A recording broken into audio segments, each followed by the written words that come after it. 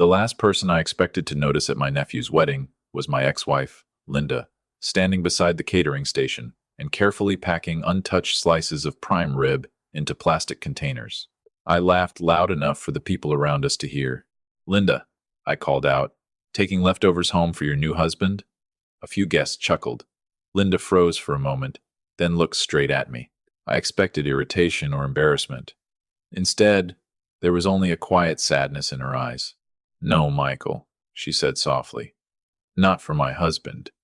She closed the lid, thanked the catering manager for letting her take the untouched food, and walked away.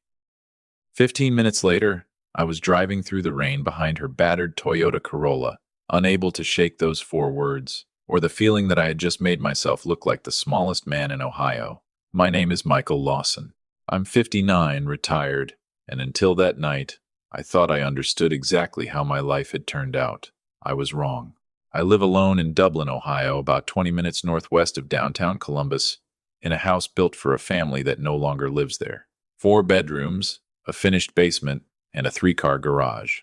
When Linda and I bought it, we pictured grandchildren racing through the backyard. Now most of the rooms stay empty. I still wake up around 6 every morning because after decades of work, my body hasn't learned what retirement means. I make coffee, skim the newspaper, eat toast in front of the local news, then leave the television running long after I've stopped paying attention.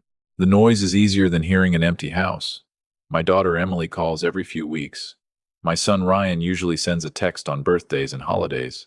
They have jobs, spouses, children, lives of their own. I tell myself that's normal. Some days, I even believe it.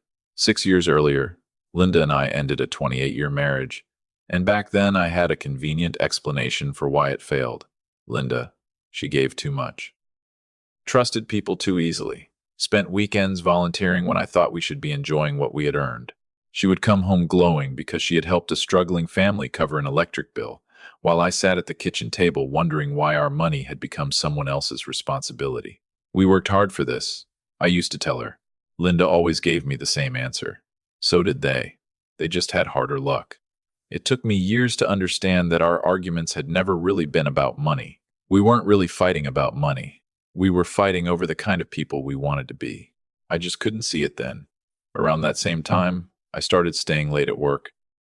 At least, that was the excuse I gave Linda. There was a younger woman at the office. Smart, funny, always interested in whatever I had to say. She laughed at my stories, listened to my opinions, and made me feel important in a way I hadn't felt in years. The affair lasted less than a year. What it destroyed lasted much longer. When Linda found out, she didn't scream or throw anything. She didn't threaten to ruin me in court. She sat across from me at the dining room table and asked one question. "Is this really the life you want?" I said yes. Linda stared at me for a moment, then gave a small nod. "Then I hope you find what you're looking for." That was all. No revenge. No public humiliation. She signed the divorce papers, accepted a fair settlement, and walked away wishing me well. At the time, I thought I had won. Less than a year later, the woman I had chosen over my wife was gone. She wanted excitement. I wanted stability. Eventually, she moved to Arizona with a man closer to her own age, and I was left with the life I had insisted I wanted. 6 years later, an invitation arrived from my sister. Her oldest grandson, Jason, was getting married at a country club outside Columbus. The wedding fell on a warm June evening, the kind where nobody wanted to go inside. Strings of lights hung over the patio while a jazz trio played nearby. Families gathered for photographs, children raced across the lawn, and the smell of grilled steak drifted through the open ballroom doors. Everyone seemed to have someone beside them. I arrived alone. Nobody said much about it, but I noticed the sympathetic smiles from older relatives and the questions from younger cousins asking whether I was seeing anyone. I gave them my usual answer. Too old to start over. They laughed, and the subject disappeared. After dinner, the catering staff began clearing the room. That was when I saw her. At first, I almost didn't recognize Linda. Her hair was tucked beneath a black cap, and instead of the dresses she used to wear to family weddings, she had on a white shirt, black apron, and work shoes. She looked thinner than I remembered, a little older too, but it was unmistakably her. I watched from across the ballroom as she collected untouched food from serving trays that had never reached the guests. The catering manager handed her several clean containers, and Linda carefully packed everything away. Nothing about it looked secretive or embarrassing. She clearly had permission. That should have stopped me. It didn't. I called her name across the serving station and made the joke I would replay in my head long afterward. A few people laughed. Linda didn't. No, Michael, not for my husband. I expected her to grab the containers and leave. Instead, she went right back to work.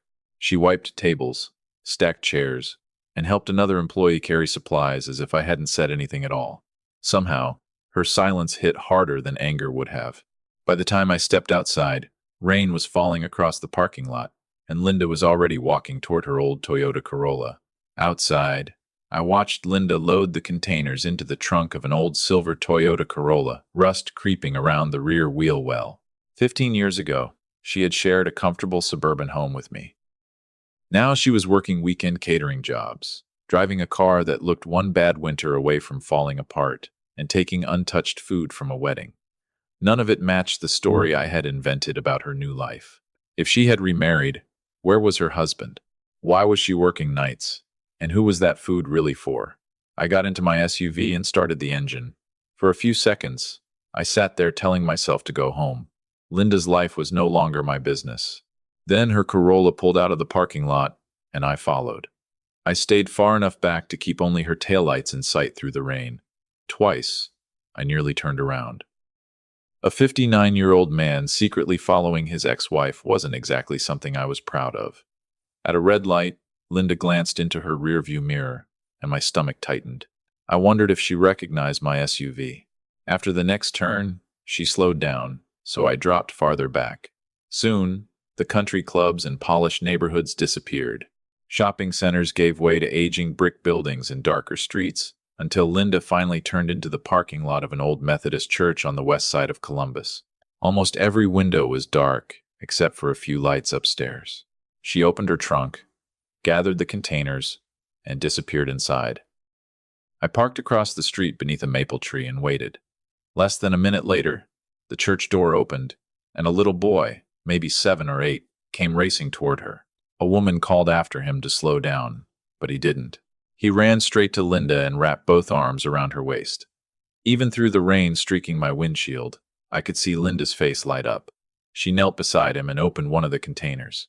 The boy stared inside, his eyes widening. Then more children appeared behind him. Some clapped, others crowded closer. A little girl slipped her arms around Linda from behind while Linda began passing out the food I had mocked her for taking. I couldn't move. My hands stayed on the steering wheel as the wipers swept across the windshield again and again.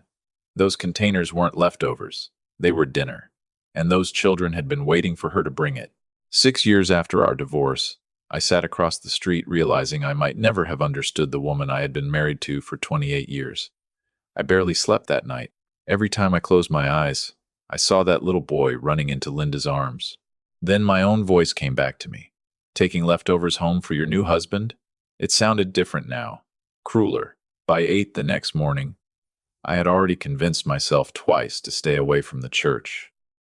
It's none of your business, I muttered while making coffee. I took a few sips, poured the rest down the sink, grabbed my keys, and drove to Kroger. I filled a cart with canned soup, pasta, peanut butter, cereal, diapers, paper towels, and bottled water. At checkout, the cashier glanced at everything and asked if I was preparing for a storm.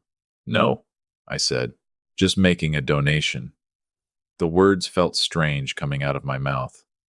I still couldn't tell whether I was trying to help those children or simply make myself feel less ashamed. Either way, 20 minutes later, I was back outside that Methodist church. In daylight, the old brick building looked even more worn than it had the night before. The sign out front read, Grace Community Methodist Church. All are welcome. Beneath it, someone had taped up a handwritten notice. Free community dinner, every Tuesday and Saturday. No questions asked. The flower beds near the entrance were uneven, bordered with homemade wooden planks, the kind of work done by volunteers, not landscapers. I grabbed the grocery bags and headed toward the side entrance. Before I reached the door, a woman in her 60s stepped outside wearing jeans, sneakers, and a faded Ohio State sweatshirt. Can I help you? I brought a few things. She looked at the bags, then back at me. You here to volunteer, or are you just curious? There was no accusation in her voice. She sounded like someone who had learned to recognize the difference.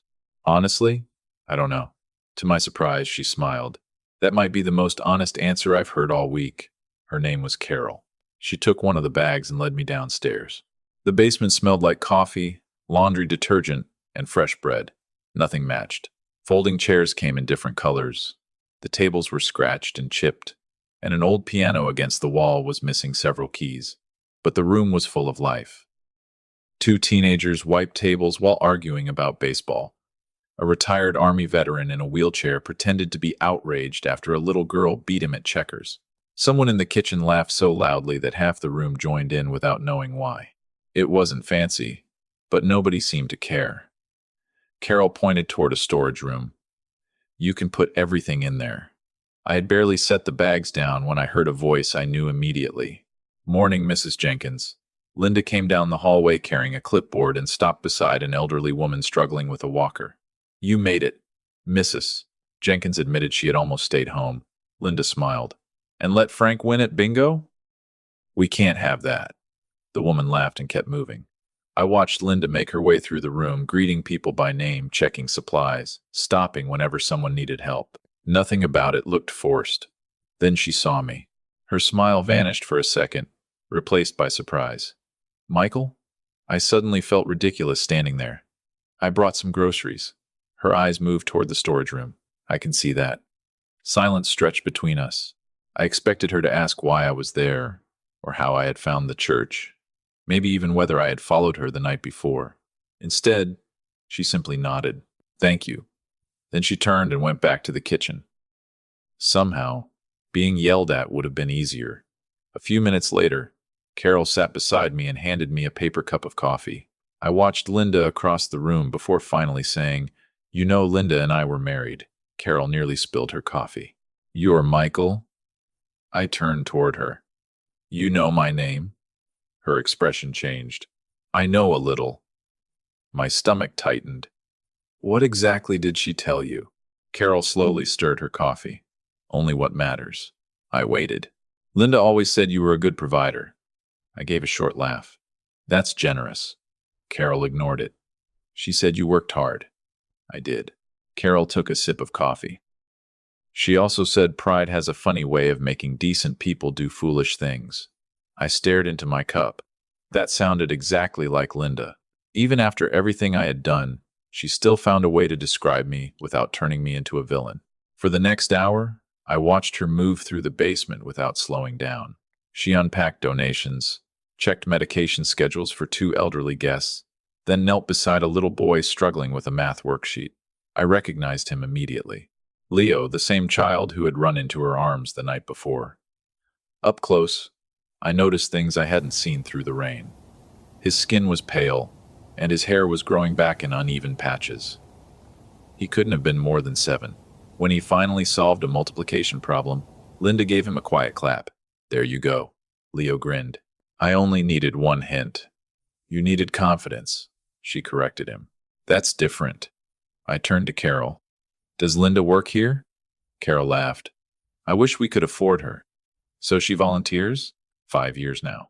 Most days. I glanced toward Linda. Then what about the catering job? Carol leaned back in her chair. That's weekend work. I still didn't understand. Why? Her expression told me the answer should have been obvious. Because we don't pay salaries here. Linda works Friday nights and weekends for the catering company, and nearly every dollar comes back to this place. I frowned. For what? Medicine, school supplies, utility bills, gas cards, winter coats, sometimes rent. Carol looked around the basement. You think all this just happens? I didn't answer. By lunchtime, more families had arrived. A young mother apologized when her toddler spilled apple juice across the table. Linda wiped it up and handed the child another cup. An older man pulled her aside and quietly admitted he couldn't afford his blood pressure medication until the following week. Linda slipped an envelope into his shirt pocket. He tried to give it back. Just let me win this argument. The man laughed. You always do. The longer I watched her, the more familiar it all became. Linda hadn't changed nearly as much as I thought. She had always been this woman. I had simply spent years calling her kindness weakness. Around 2, I stepped outside for some air. Behind the church, 2 volunteers were unloading boxes from a pickup truck, talking without realizing I was nearby. Leo finally gained 3 pounds. Linda almost cried when the doctor told her. The first man shook his head. Hard to believe she fought the county for 18 months just to become his legal guardian. All that paperwork. Worth it after what happened to his parents. Otherwise, that kid would have bounced from foster home to foster home. Instead, he got Linda. I stopped walking. Legal guardian. Suddenly, the questions I had been asking since the wedding disappeared. There was no mysterious new husband. Linda had spent 18 months fighting to give a child with no parents a home. Before I could make sense of it, a black SUV turned into the parking lot. A well-dressed man stepped out wearing khakis and a navy blazer. Volunteers greeted him with handshakes as he approached. Mr. Vance, glad you could stop by. He smiled like someone accustomed to being welcomed. Then I noticed a banner hanging beside the entrance that I had somehow missed earlier. Community dinner generously supported by the Greg Vance Foundation. I stared at his name, then at the man walking toward the church. The name on the banner hit me like a punch. Greg Vance. My former business partner, the man I hadn't spoken to in 7 years. He crossed the parking lot, shaking hands and smiling at volunteers like he belonged there. Then I looked at Linda. The second she saw him, her entire posture changed. Her shoulders tightened. She handed her clipboard to Carol without a word, took Leo by the hand, and led him through a side hallway away from Greg and the main entrance. She didn't look frightened. She looked like someone who wanted absolutely nothing to do with him. My embarrassment over the wedding suddenly felt insignificant. Somehow, 2 people from completely different chapters of my life were connected, and Linda clearly didn't want Greg anywhere near her or Leo. I sat in my SUV for almost 20 minutes after Greg finally drove away, barely noticing the rain tapping against the windshield. Of all the people in Columbus, why Greg? The last time I had seen him was 7 years earlier, shortly before I accepted an early retirement package from the construction supply company we had spent years helping build. At least, that was the story I had believed. For years, I blamed my disappointing retirement on the economy, bad timing, and eventually my age. I had blamed almost everything except Greg. Sitting outside that church, I pulled out my phone and searched his name for the first time in years. The first headline made me sit up straight. Greg Vance announces campaign for Columbus City Council. The article praised his business record, charitable foundation, and dedication to working families. A photograph showed him presenting an oversized check to a local nonprofit, wearing the same polished smile. I remembered the kind that made strangers trust him before he'd earned it. I stared at the picture until another memory came back to me. Linda had never trusted Greg. The next morning, I called David Collins. David and I had started at the company the same year. We had attended each other's weddings and played golf every spring until my divorce, when our friendship slowly disappeared, mostly because I stopped answering his calls. He picked up on the 4th ring. Michael? Yeah. Silence. Then David said something I wasn't expecting. Figured I'd hear from you eventually. You did? I heard you were asking about Greg. I straightened in my chair. How did you hear that? Word travels. Always has. He sighed. You want to talk? I do. Then come over. David lived in Westerville now, in a smaller house than the one I remembered. His wife Nancy welcomed me as if 10 years hadn't passed, set coffee and homemade banana bread on the table, then left us alone on the back patio. For several minutes, David and I avoided the reason I was there. We talked about grandchildren, blood pressure, and the Cleveland Browns finding new ways to disappoint us. Finally, David leaned back. So, you saw Linda? I nodded. At Jason's wedding. He studied my face. How'd that go? I embarrassed myself. Sorry to hear that. I shook my head. No. I'm sorry I did it. David stopped with his coffee halfway to his mouth. He watched me for a moment, then slowly set the cup down. That's a different sentence. I told David everything: the wedding, following Linda through the rain, the church, Leo, and the way she disappeared the moment Greg Vance arrived. He listened, without interrupting. When I finished, He folded his hands on the table. Michael, there's something you should have known years ago. I gave a bitter laugh. That list is getting pretty long. David didn't smile. This one matters. Do you remember Linda coming to your office one Friday afternoon? At first, I didn't. Then a blurry image surfaced Linda standing outside my office with a folder pressed against her chest, waiting to speak to me. Barely. I told her I was busy. David nodded. You weren't. You were in Greg's office. Something in his tone made my stomach tighten. What was in the folder? Invoices. What kind of invoices? Fake ones. David went inside and returned, carrying an old leather binder.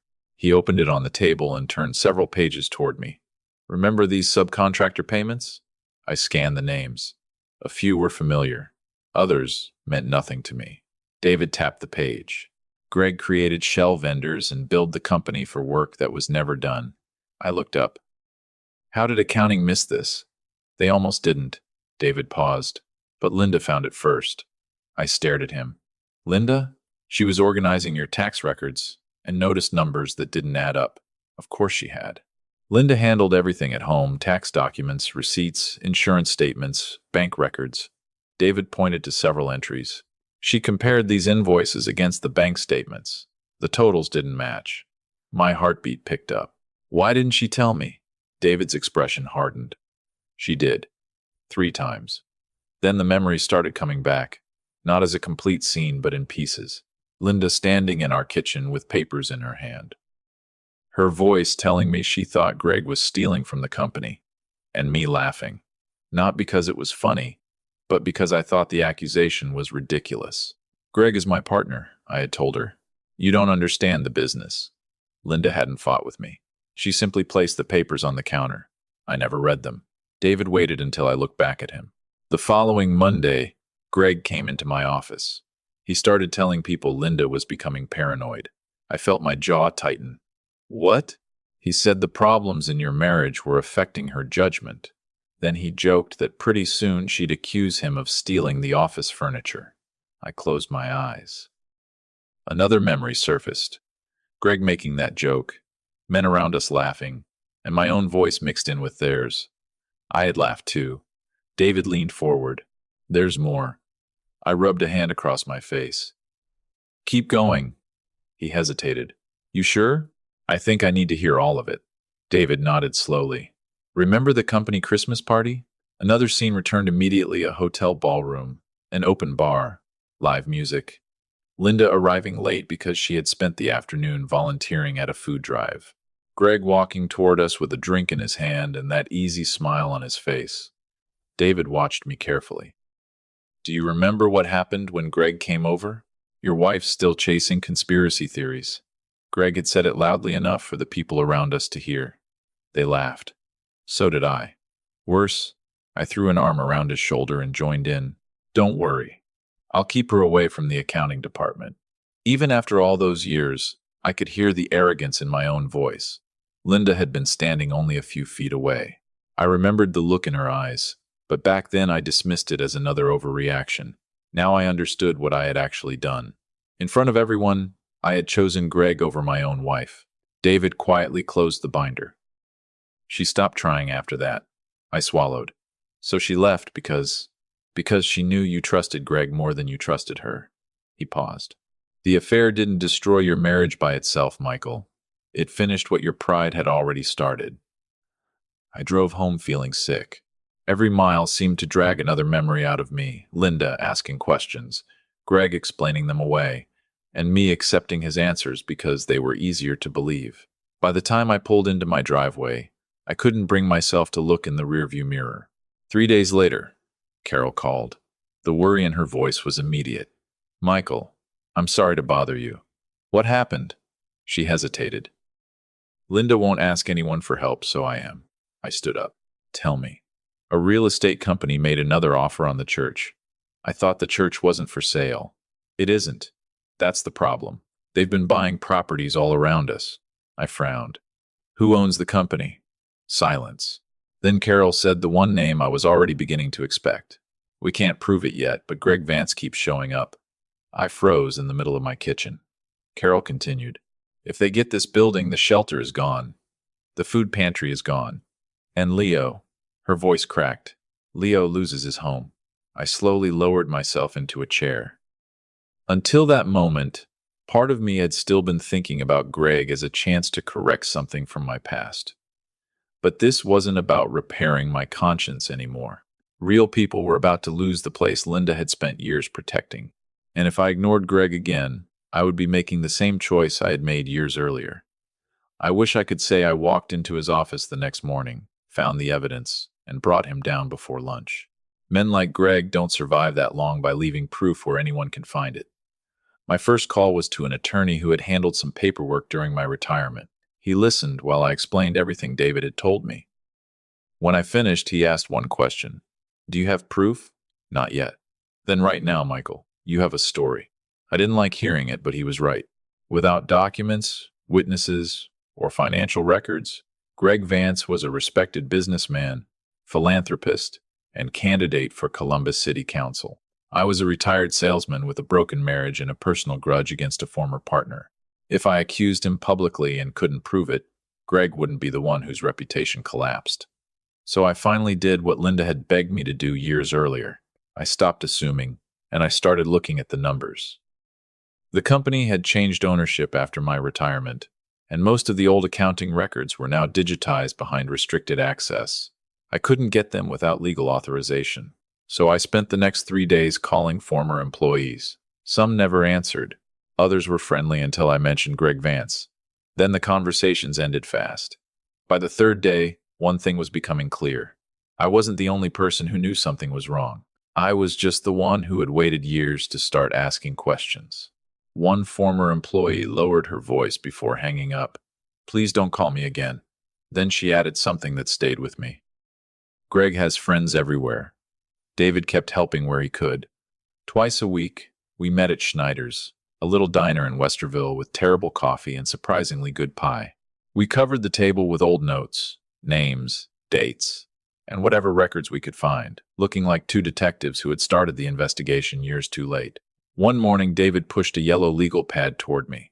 I found someone else. Who? Janet Miller. Remember her? I did. Janet had supervised payroll before I retired. I thought she moved to Florida. She did. She's back. I called that afternoon, and after some hesitation, she agreed to meet. Janet lived in a modest ranch house outside Grove City. She looked older than I remembered, though I was in no position to judge. The moment I mentioned Greg, she shook her head. I'm retired, Michael. I don't want trouble. I'm not asking you to testify. Then what do you want? The truth. Janet studied me for several seconds before saying, You should have listened to Linda. There it was again. Everyone seemed to have understood something I had refused to see. Janet disappeared into another room and returned carrying a small cardboard box. I kept these.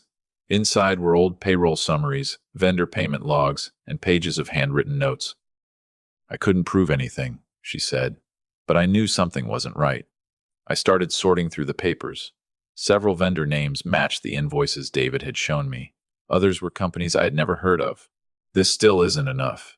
No, Janet said. But now you know where to look. For the next 2 weeks, my life changed completely. Instead of spending mornings alone with the television running, I drove across Columbus chasing names and memories. A retired bookkeeper remembered a suspicious warehouse lease.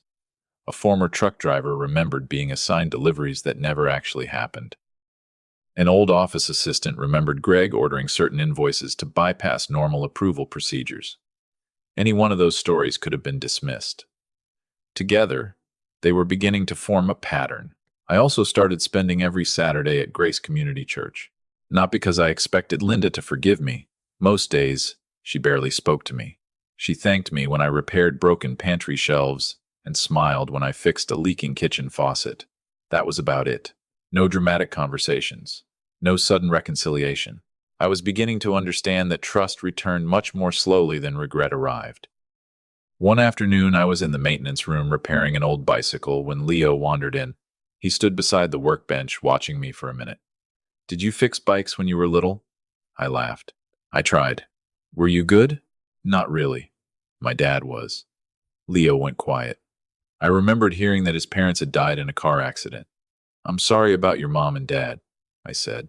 He gave a small shrug, the kind no 7-year-old should have learned to make. Miss Linda says my dad would want me to keep smiling.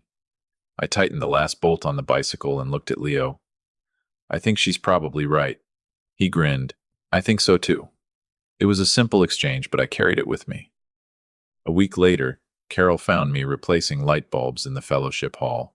We've got a problem. She handed me a letter. Another property near the church had been sold, this time to an LLC none of us recognized.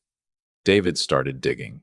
The LLC belonged to another company, which led to another, until eventually the same name surfaced again, Greg Vance. He wasn't trying to buy Grace Community directly. He was buying everything around it, parking lots, vacant buildings, narrow parcels of land slowly boxing the church in. David explained the strategy that evening. If Grace lost access to additional parking or couldn't satisfy future zoning requirements, a developer could make operating there increasingly difficult until selling became the only realistic option. It was legal. It was also calculated. Grace Community wasn't simply a Sunday church. The building held emergency shelter beds, a food pantry, after-school tutoring, and temporary housing for children like Leo. If Greg forced the church out, all of that disappeared with it.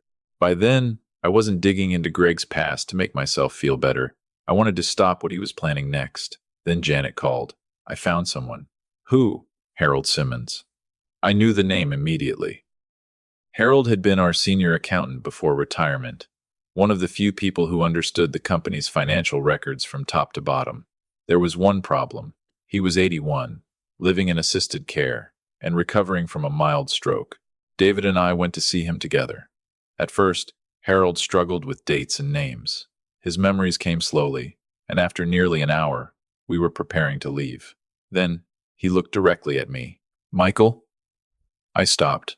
Yeah, Harold. His eyes sharpened. You still trust Greg? The question landed harder than an accusation. No, not anymore. A faint smile crossed Harold's face. Good. He pointed toward an old metal filing cabinet beside his bed. My daughter wanted me to throw everything away. I couldn't. In the bottom drawer was a worn black ledger. Real paper. Handwritten entries, account numbers, vendor payments, bank transfers, and notes stretching back years. Harold rested a trembling finger on one of the pages. I kept paper because computers can disappear. He gave a tired smile. Ink lasts. We had an accountant review the ledger against the records Janet and David had already collected. For the first time, the pieces connected. The shell vendors weren't just suspicious names anymore. The ledger linked them to actual bank accounts and traced money moving out of the company over several years. Nearly $2 million. It still wasn't enough to put Greg in handcuffs that afternoon, but it was enough to put the matter in front of people who could subpoena the records we couldn't reach. And the timing mattered. Greg Vance's final public town hall before Election Day was 5 days away. David looked across the table at me. You know you have to be the one. I stared at the ledger. I don't know if I can do this. You owe Linda. Then he shook his head. No, forget that. You owe yourself the chance to finally do the right thing. 5 days later, I walked into the Columbus Community Center. The auditorium was packed. Television cameras lined the back wall of the auditorium, while reporters moved between rows, looking for last-minute interviews. Veterans, business owners, church volunteers, neighborhood families, hundreds of people had packed the Columbus Community Center to hear Greg Vance make his final case before Election Day. Then Greg walked onto the stage in a dark blue suit with an American flag pin on his lapel, wearing the same polished smile I had trusted for years. For nearly 30 minutes, he talked about integrity, transparency, and protecting working families. The audience applauded. Then the moderator opened the floor for questions. My heart was pounding when I stood. Greg spotted me immediately, but his smile never moved. Michael Lawson, it's been a long time. It has. Hope retirement's treating you well. A few people laughed. I knew exactly what he was doing. He wanted the room to see me as harmless, an old colleague with too much time and some ancient grievance. For a second, it almost worked. I nearly sat down. Then I pictured Linda packing those containers while I mocked her. I saw Leo waiting for dinner and the families filling that church basement every week. I took a breath. Greg, can you explain these vendor payments? The room went silent. Greg's eyes dropped to the papers in my hand. For one brief second, the smile disappeared. Then it returned. Michael, he said with a small laugh, I think retirement has given you too much free time. Several people laughed with him. I couldn't blame them. A year earlier, I probably would have done the same thing. Greg opened his hands as though he were patiently dealing with a confused old friend. Those are accounting records from years ago. I have no idea what you think they prove. I didn't argue. I walked forward and handed one copy of the ledger to the moderator, then another to a reporter in the front row. That changed Greg's expression. The moderator adjusted his glasses and began scanning the pages. Mr. Lawson, what exactly are we looking at? Before I could answer, a voice came from the aisle behind me. I can explain. Every head in the auditorium turned. Harold Simmons was making his way toward the front with a cane in one hand and David beside him. The room became so quiet I could hear a television camera rolling across the floor. Harold reached the microphone and steadied himself. My name is Harold Simmons. I was a senior accountant at Midstate Construction Supply for 23 years. He rested both hands on his cane. I kept those records because I believed one day someone honest might need them. Greg immediately leaned toward his microphone. Harold, with all due respect, considering your health, my memory, Harold interrupted with a faint smile. It isn't perfect. He tapped the ledger. But my handwriting hasn't forgotten a thing. A few people laughed. Greg didn't. Then Harold began explaining the records line by line. Shell vendors created for work that never happened. Payments deliberately split into smaller amounts to attract less attention. Copied signatures. And internal approvals that somehow vanished after money moved. He never raised his voice. He didn't have to. With every detail, Greg Vance's perfect public image began cracking in front of the entire room. Facts didn't need much help once people started paying attention. The reporter near the stage was already typing into her phone. Another hurried outside, probably calling the newsroom. Greg glanced toward the exit, and for the first time in 20 years, I saw something behind that polished expression I had never seen before. Fear. The town hall ended early, not because of anything else I said, but because the entire room had changed. Nobody cared about taxes or road repairs anymore. People wanted answers about shell companies, missing money, forged signatures, and disappearing approvals. Greg refused to give them any. His campaign manager rushed him through a side door while reporters followed. By the next morning, every major local station in Columbus was covering the story. A city council candidate facing serious questions over old business records. 3 days later, state and federal investigators requested copies of Harold's ledger. David turned over everything we had collected. Janet agreed to give a formal statement. Then, something Greg probably never expected began happening. Former employees who had refused to speak to me started coming forward. One by one, people who had spent years protecting themselves decided they were done protecting him. 2 weeks later, Greg suspended his campaign. A month after that, he was formally indicted on multiple counts involving financial fraud, tax evasion, and falsified business records. It wasn't instant justice, but it was finally moving in the right direction. I expected Grace Community to celebrate. Maybe a dinner, a few speeches, something. Instead, the following Saturday looked exactly like every Saturday before it. Breakfast at 8, tutoring at 10, community lunch at noon. Children ran through the hallways while volunteers washed dishes and packed groceries. Nobody stopped living just because Greg Vance had fallen. Linda never mentioned him. Not once. Eventually, I asked Carol why. She was stacking canned vegetables in the pantry when I brought it up, because Greg was never the center of Linda's life. Then what was? Carol looked through the doorway toward the fellowship hall. Them. I followed her eyes. Leah was helping an elderly veteran move folding chairs. A teenage girl was teaching 2 younger kids to play checkers. A single mother laughed as someone handed her a fresh loaf of bread. That was when I understood the difference. Greg had spent years building a reputation. Linda had spent those same years building something people could actually depend on. I kept volunteering. Not every day, but every Saturday, and sometimes during the week when something broke. I repaired cabinets, replaced cracked ceiling tiles, fixed doors, and built new shelves for the pantry. Nobody treated me like a hero, which was fine because I wasn't one. I was simply a man trying to become useful again. Linda remained polite but careful, and I never pushed her for more. Trust returned on its own schedule. The same was true with my children. Emily didn't suddenly forget the years I had kept my distance, and Ryan didn't start calling every night. Instead, smaller things happened. Emily invited me to my granddaughter's soccer game. Ryan asked if I could help replace the fence behind his house.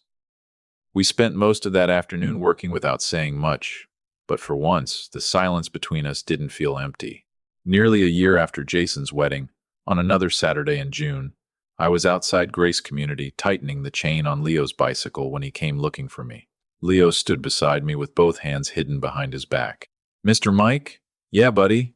I made you something." He handed me a folded card.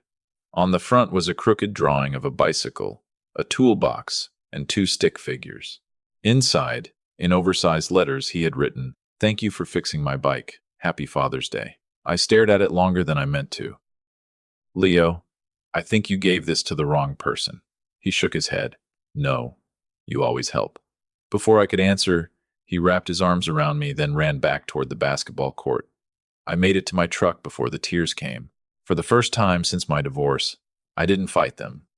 Not because I wanted Leo to be my son, and not because one good deed could erase years of selfish choices. I cried because after everything I had wasted, someone still saw something good in me. That fall, Linda and I finally sat down together behind the church. The maple trees had turned orange and red, and children were playing basketball nearby. Leo made a shot and celebrated like he had just won the NBA Finals. Linda laughed. I hadn't realized how much I missed that sound. "I owe you an apology," I said. She turned toward me. "I should have listened to you. I should have respected you." For a long time, I blamed Greg for what happened. I shook my head. "But Greg didn't make me dismiss you. He didn't make me betray you. I made those choices." Linda didn't rescue me from the silence. She simply listened. "Finally," she said, "I forgave you years ago." "I know." She gave me a gentle smile. "No, Michael, I don't think you do. If I had carried that anger with me, I would have carried it into every family and every child I tried to help. I couldn't do that." She looked toward the playground. I took a breath. "Would you ever—" I stopped. Linda waited. "Would you ever consider starting over with me?" Her answer came without anger or hesitation. "No, Michael." It hurt, but there was no cruelty in it. "I don't hate you, but I spent too many years rebuilding myself after our marriage. I finally know who I am, and I'm finally at peace. I don't want to lose that." I nodded. There was nothing unfair about her answer. Then Linda reached over and squeezed my hand. "You finally became the man I always hoped you could be." She looked directly at me. I just needed him 20 years earlier. Neither of us said anything after that. There was nothing left to argue about. We couldn't change what had happened between us, but I could decide what kind of man walked away from that bench. I still live in the same house in Dublin. The rooms haven't gotten smaller, but somehow they don't feel as empty anymore. Some evenings I drive to Grace Community just to help clean the kitchen after dinner. Emily occasionally comes with my granddaughter. Ryan has volunteered a couple of times this year, and Leo still beats me at basketball more often than I'm willing to admit. My life didn't end with Linda taking me back. She didn't. Greg's downfall didn't magically repair my family either. What changed was simpler. I stopped waiting for someone else to fix the life I had damaged. I started showing up. Life still isn't perfect, but at least it's honest. And if there's one thing I learned from all of this, it's that pride can make us overlook the best people in our lives until we finally understand their value too late.